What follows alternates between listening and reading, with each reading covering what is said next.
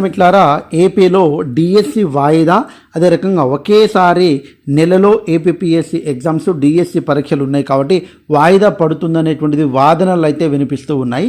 అయితే వాస్తవానికి ఇప్పుడున్నటువంటి సిచ్యువేషన్లో 45 రోజులు మాత్రమే ఉన్నాయి కాబట్టి తప్పకుండా మాకు సమయం కావాలనేటువంటిది కొంతమంది ఆస్పిరెంట్స్ అయితే చెప్తూ ఉన్నారు.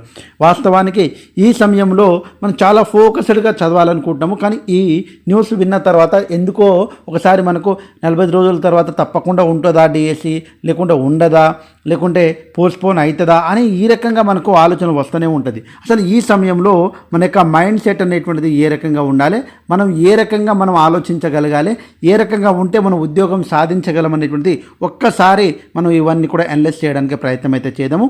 వీలైతే ఎప్పటికప్పుడు ఇన్ఫర్మేషన్ కోసం తప్పకుండా మీ నుంచి నేను ఆశించేది ఒక లైక్ మాత్రం, కాబట్టి తప్పకుండా లైక్ చేయండి. చూడండి మిత్రులారా, అసలు 16,000 తోటి డిఎస్సి నోటిఫికేషన్ రాగానే ఇంకా స్టార్ట్ చేసిరు డిఎస్సి వాయిదా అనేటువంటిది న్యూస్ అయితే స్టార్ట్ చేస్తారు.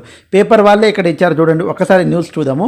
ఒకేసారి డిఎస్సి ఏపీపీఎస్సి పరీక్షలు.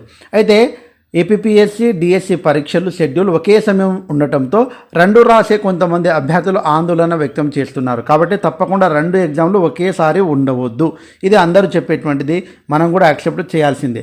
మెగా డిఎస్సి ఆన్లైన్ పరీక్షలు జూన్ 6 నుంచి జూలై 6 నెల రోజుల పాటు జరగనున్నాయి. ఇదే సమయంలో ఏపీపీఎస్సి 4 నియామక నోటిఫికేషన్లకు సంబంధించినటువంటి పరీక్షలు నిర్వహిస్తుంది. ఇందులో పాలిటెక్నిక్, జూనియర్ లెక్చరర్లు, డిగ్రీ లెక్చరర్ల నియామక పరీక్షలు ఉన్నాయి. ఇప్పటికే ఏపీపీఎస్సి పరీక్షల షెడ్యూల్ను విడుదల చేసింది.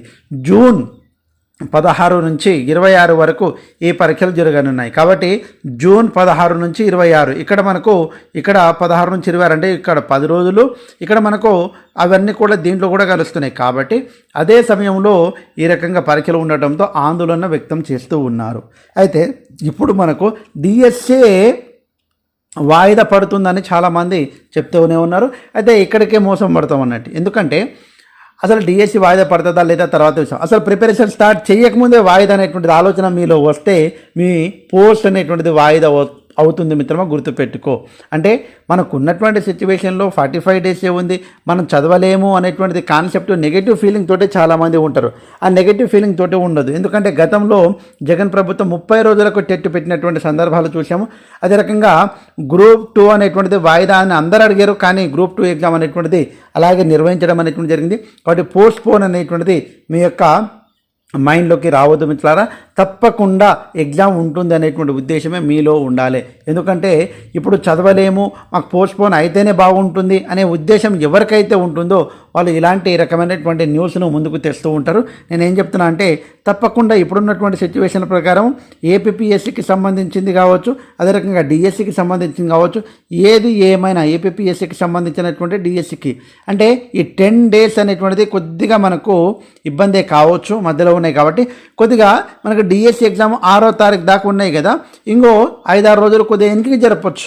ఎందుకంటే ఇది ఆన్లైన్ సిబిటి ఎగ్జామ్ కాబట్టి డేట్ కూడా ఫిక్స్ అయి ఉంటుంది. కాబట్టి ఒక్కసారి మీరు ఆలోచించండి. కాబట్టి డిఎస్సి వాయిదా అనేటువంటిది 2 రకాలైనటువంటిది. అంటే ఒకటి కాన్సెప్ట్ అనేటువంటిది మనకు కరెక్ట్ అర్థమవుతున్నది ఏంటంటే అసలుకి ఇవి ఇంపార్టెంటే ఎగ్జామ్స్ డిఎస్సి, అదేవిధంగా ఏపీపీఎస్సి కూడా ఇంపార్టెంటే. కాబట్టి డిగ్రీ లెక్చరర్లు, జూనియర్ లెక్చరర్లకు సంబంధించినటువంటి, పాలిటెక్నిక్కి సంబంధించినటువంటి అన్ని ఎగ్జామ్స్ ఉన్నాయి. కాబట్టి వాయిదా పడడానికి అవకాశం ఉంది. కానీ డిఎస్సి వాయిదా పడుతుందని అనుకోవద్దు. వాయిదా అనేటువంటిది విషయాన్ని వదిలిపెట్టండి. కొద్దిగా 6వ తారీఖు ఉన్నటువంటి ఎగ్జాము ఇంకో వారం రోజులు అనేటువంటిది కొద్దిగా వెనక్కి జరగవచ్చు అంతే.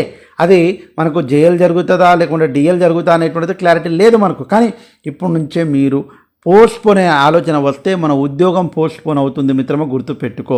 ఎందుకంటే చాలా క్రూషియల్ టైం, 45 డేస్, ఇన్ని రోజులు చదివారు, ఇలాంటి ఆలోచనలు వదిలిపెట్టండి. కాబట్టి చాలామంది ఇక్కడ కామెంట్ కూడా చేస్తూ ఉన్నారు. సో ఏది ఏమైనా మీరు ఒకసారి ఆలోచన చేయాల్సింది ఏమని, నువ్వు సాధించేది డిఎస్సి ఎగ్జామ్లో ఉద్యోగం అన్నప్పుడు ఇవన్నీ కూడా వదిలిపెట్టండి మిత్రమా, గుర్తుపెట్టుకో. ఇలాంటి వదంతులు వస్తూనే ఉన్నాయి.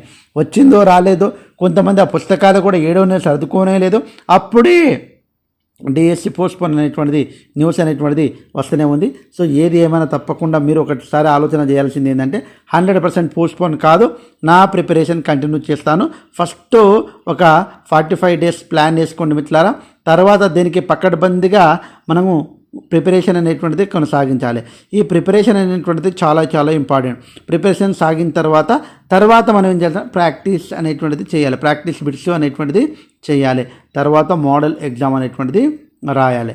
ఇంకా మనకు ఈ 4 పర్ఫెక్ట్గా చేస్తే తప్పకుండా, అంటే ఈ ప్లాన్ వేసుకొని ఈ 3 పర్ఫెక్ట్గా చేస్తే తప్పకుండా మీరు అనుకున్నది సాధించగలుగుతారు. కాబట్టి డిఎస్సి వాయిదా అనేటువంటిది ఆలోచనను మీ మైండ్లోకి వెళ్ళి తీసేయండి అనేటువంటిది నేను మీకు ఇచ్చేటువంటి సజెషన్. సో ఎనీహౌ మిత్రులారా, తప్పకుండా ఎప్పటికప్పుడు అప్డేట్స్ కోసం మన ఛానల్ని మీరు లైక్ చేయండి.